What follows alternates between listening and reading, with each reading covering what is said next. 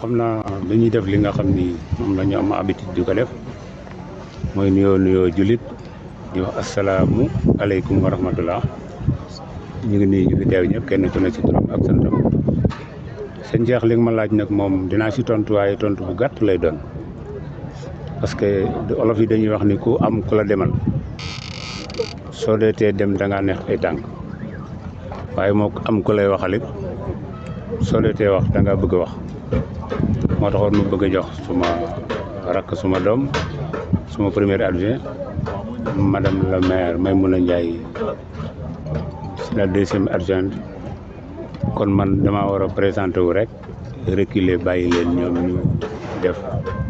waxtaan wi waaye li tax it mënu la ñàkk rek mooy ba tey jii Alassane Ndoye mooy maire Diender responsabilité lépp loo xam ne askan bi soxla na ko su ma ko mënee ak bu ma ko mënul man ma yenn responsabilité yooyu lii ñu bëgg a def fii tey nag tey la ko yàlla dogal waaye yàgg nañu koo xalaat waaye loo gis am na bés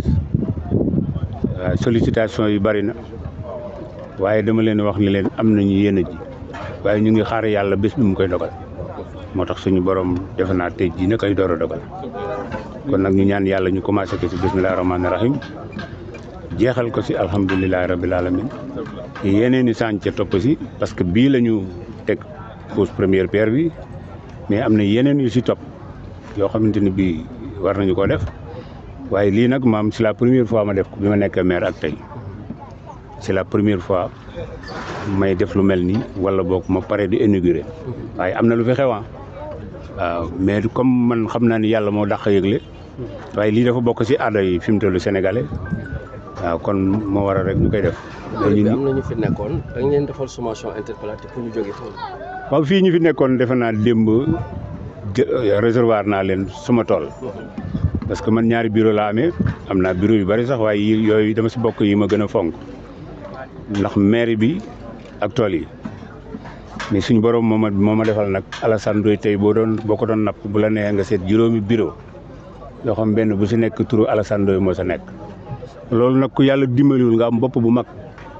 doo ko mën gérer. ñii ngay wax nii tey jii réservoir naa leen tool loolu laa leen réservoir pour wane leen ni ay ouvrier ngeen waaye man ouvrier la te yaakaar naa mécanicien ak chauffeur mënuñu tàggoo waaye nag fii ñu toog tey jii amul kenn ku fi teg place koo xam te ni maa la defal autorisation nga toog amul kenn koo ko mën a wane benn këyit boo xam ne danga naan maire ma ni toogal fii amul. damaa defar gaar bi préparé am lu ma fi bëgg a def kenn ku ne jël sa cantine teg waaye dama leen di wax ne leen du ma ni kenn jóge fi tey waaye bés boo xam ne ni war naa fee def dara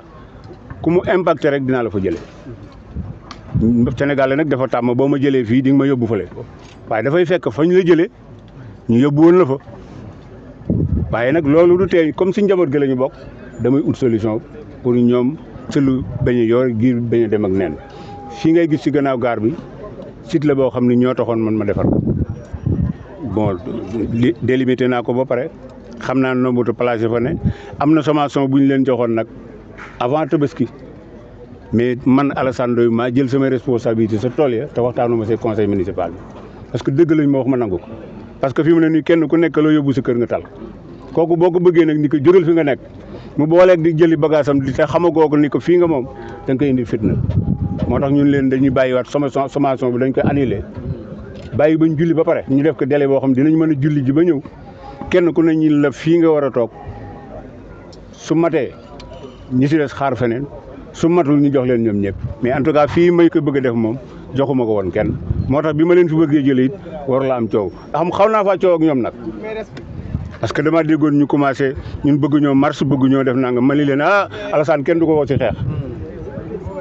man si loolu laay dund ba ma si woowee rek damay daal di jaxasoo ak yow bu leen tuddati marche ak bëgg ñoo dem rajo télévision yooyu bu ngeen ko defee rek dootuma mën a wax ak yéen parce que damay sawar lool pour xeex ak yéen wax leen li ngeen bëgg ma jàppale leen ci kem kattan mais bu leen dugg ci loolu ñoom ñu xam nañu seen baay xam nañu ni muy dundee xam nañu tàngaayam ñu dellu gannaaw te ñoo war a dellu ndax maay seen kilifa kon da ngeen dinaa jéem a seet fu ma leen yóbbu pour ngeen mën a dund comme ni Alassane Ndoye di dund ni keneen di dundee sëñ Cheikh loolu rek laa doon leeral ci mbir mi léegi monsieur le maire dañu lay bàyyi ak kaddu bi man damay dem parce que tey jii gouverneur Dakar moo ma woon tey midi waaye nag lam may doyee nag gënu farata lii may def waaw moom dañu ko nommé teg ko Dakaru man ñu fal ma teg ma jandeer su ma soxlaa ma bàyyi jandeer gi ma fal dem wuy ji ko maa ngi toj su ma demee nag su ma réservoir su ma waxee li may doyee dinaa ko tontu su ma nee da ngaa tardé ma ñibbisi. salaamaaleykum mbokku Jandeer man la Amadou Mame Diop premier adjoint au maire de la commune de Jandeer. Voilà, revenez un peu sur le projet que vous allez mettre en œuvre ici au niveau de ce site. Voilà, parce que Jandeer dafa nekk commune boo xamante ne si voilà on est là aujourd'hui en présence du maire, du partenaire, des conseillers municipaux, des représentants des associations, surtout Baye Sa Kanam, des représentants du chef du village et aussi des jeunes qui abritent le stade, des joueurs qui sont là aujourd'hui pour vraiment initier, faire une pose d'une première pierre d'un complexe sportif dénommé 2 terrains de basket, un terrain handball pour la première phase, deuxième phase aussi un terrain mini-foot, aussi dans la gare de Baye. Parce qu'il y avait un manque criant d'infrastructures sportives dans la localité. Oui, il y a un terrain foot à Baye, mais on a constaté depuis un certain temps que nos jeunes se dirigent vers d'autres communes pour faire le sport. Et ils nous ont sollicité et le maire a fait le maximum possible pour voir d'autres projets que de faire d'autres projets que le complexe sportif. C'est pour ça qu'il a vraiment insisté à ce qu'on fasse le plus rapidement possible ce complexe, avec tous les moyens possibles. C'est le maire aussi qui gère ça, c'est le maire aussi qui finance ça. Mais il n'y a pas de particulier, il n'y a pas de privé aussi, comme le dit certains. Est-ce que vous avez entretenu des relations, vous avez convoqué des réunions entre la mairie et les occupants de ce site? Non, parce que les occupants de ce site, comme l'a si bien dit le maire, il n'y a aucun occupant qui a été donné ici. Ils étaient là pour leur propre gré. Mais le maire a fait le maximum possible pour leur dire ils vont sortir d'ici et ils vont le recaser ailleurs. Ils ont tous reçu des sommations? Ils ont tous reçu des sommations. Mais puisque c'est la famille, on est une même famille, on a tous besoin du développement de Jandeer. C'est la raison pour laquelle il n'y aura pas de problème pour ça. Ce qu'on prend ici, c'est pas du tout compliqué. Parce qu'il y a des gens qui sous-entendent qu'il y a 2 terrains foot, 2 terrains basket, un terrain handball et le terrain mini-foot là.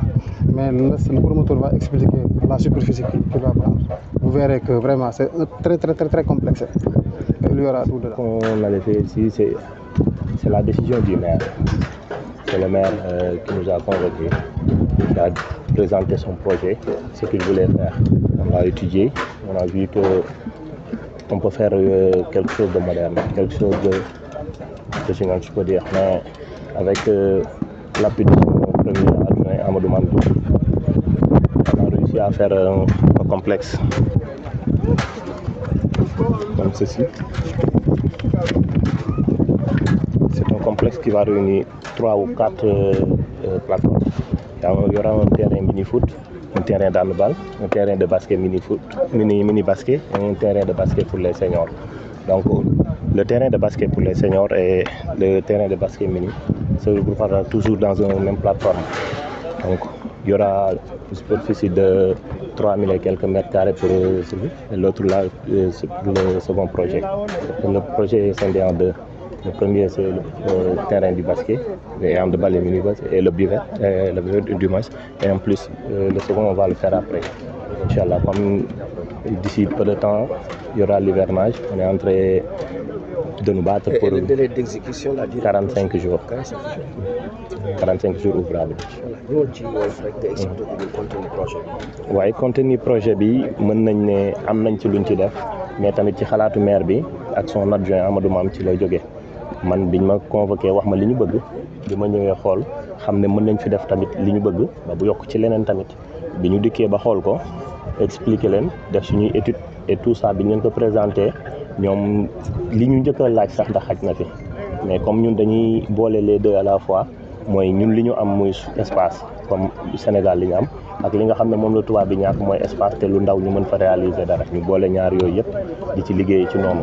jël li nga xam ne espace bu ndaw pour mën cee def loo nga xam ne lu bari la ndax lii boo déggee ñu expliquer ko doo mën a comprendre lan moo ci mën a ndax xaj na fii ou pas ci largeur u 30 mètres longueur 100 mètres donc da nga naan loolu du fi xaj mais plateforme benn bi day nekk terrain basket bu mag bu ndaw pour xale yi pour ñu former leen en plus de cela dina am terrain handball encore benn plateforme dina am buvette dina am terrain mini foot ci ginnaaw donc projet bi 2 à 3 étapes la benn bi njëkk bi mooy terrain basket bi ndax maire bi moom daf ko yàkkamti ndax gis na ni population Diender ak Bayaax ak ñëpp ñi ko wër dañuy bouger di dem di ci yeneen terrain yi pour mën di fa def seen sport bi ñu préféré mooy basket